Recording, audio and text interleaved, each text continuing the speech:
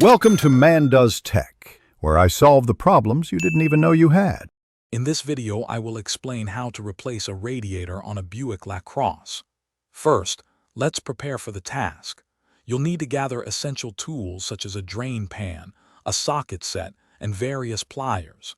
It is crucial to ensure your engine is completely cool before you begin.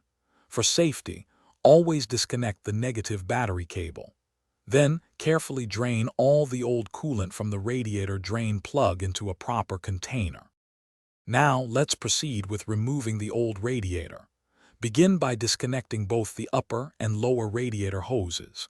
Next, carefully detach any electrical connectors and the transmission cooler lines.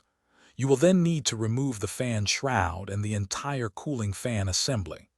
Finally, unbolt the radiator mounting brackets and gently lift the old radiator out of its position, often from the bottom. With the old radiator out, it's time to install the new one. Carefully lower the new radiator into the engine bay, ensuring it seats correctly. Reattach the mounting brackets and tighten them firmly. Connect both the upper and lower radiator hoses, making sure all clamps are secure. Then, reinstall the cooling fan assembly and the fan shroud, ensuring all connections are properly made. For the final steps, refill your cooling system with approximately 10 quarts of a deck school-compatible coolant, typically a 50-50 mix with distilled water. It is crucial to bleed any air from the system to prevent overheating. Thoroughly inspect all hose connections and the new radiator for any signs of leaks.